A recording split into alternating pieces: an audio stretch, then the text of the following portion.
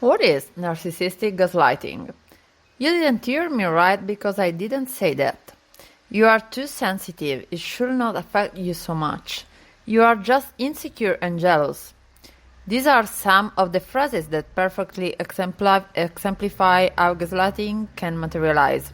In this type of psychological abuse, not only does it invalidate the emotions of the victim, but it also seeks to blame them for them.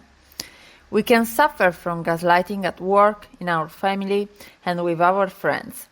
One of the situations in which it is most often repeated is within relationships. How can we know what we are suffering from gaslighting? Is there any way to get out? When we are in the center of the hurricane, it is difficult to see the storm. In this article, we will talk about what gaslighting is, how it is related to narcissistic psychopaths, and how to get out of this situation. What is gaslighting?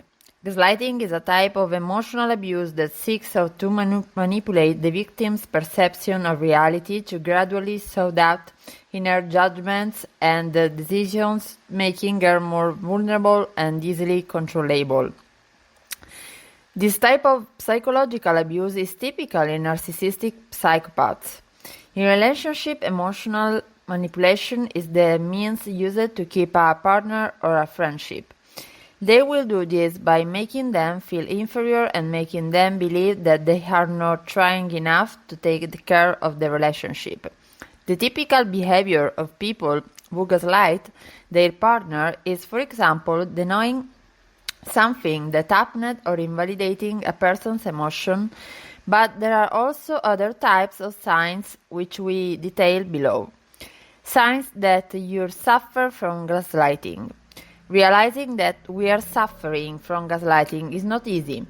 Added to this is the feeling of inadequacy, great confusion, and also fear of confrontation. Signs this could mean the end of the relationship, something for which we are not emotionally prepared. Signs that there is gaslighting in your relationship, work, or friendship. You do not trust your judgment, you doubt whether those things that bother you are legal or if you are exaggerating the facts. You apologize or are constantly apologizing. Feeling of inferiority. You feel inadequate and have a great lack of self-esteem. Each part of your behavior must be justified in order not to make the other person angry. We want to avoid conflict. Fear of confrontation or expressing what makes us feel bad in the relationship because that will lead to an argument. You live from the nostalgia of the first months of a relationship with that person. You feel that the relationship you had with your friends and family has once thread on, or you have distanced yourself from them for not explaining. They attribute a different meaning to the initial intention of your actions. The behavior of a narcissistic psychopath. Phases of gaslighting. Within the gaslighting process, we can define different phases that can also help us detect that we are suffering from gaslighting. The behavior of a narcissistic psychopath is marked by the following stages. Idealization of the relationship. In this phase of gaslighting, the person who gaslights adores the victim, and the latter projects the image of an ideal partner. In this phase, the person who is abused is hooked for or falls in love with the other. Mistrust begins. The victim still does not doubt her judgment, but she is unaware of the pathological abuse she is receiving and wonders what is going on and what she can do to gain the abuser's approval. Confrontation. The victim begins by confronting and refuting the accusations of the narcissistic psychopath, but is contradicted by excuses, lies, and justifications.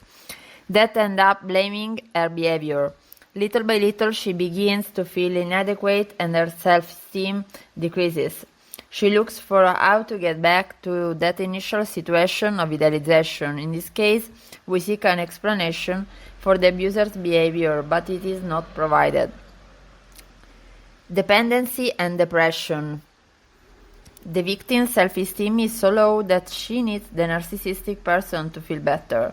After manipulative behaviors and abusive comments, these are compensated with a prize, a compliment, having a special detail, buying a gift.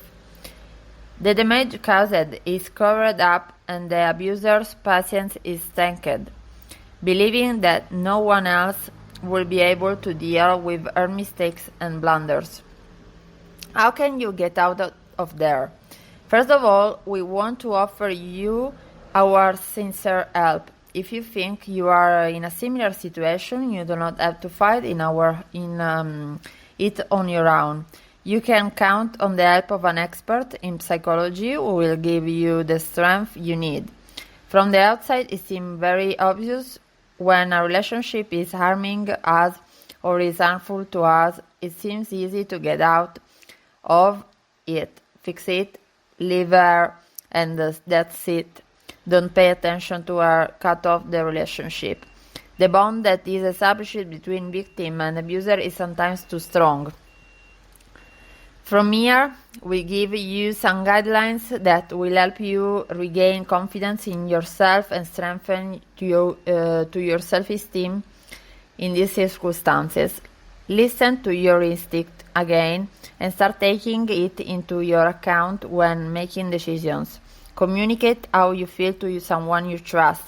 Recover little by little your relationship. Detect the signs that we have indicated and be aware that this is a problem. Understand that your emotions are yours and that you cannot be blamed for them or manipulated.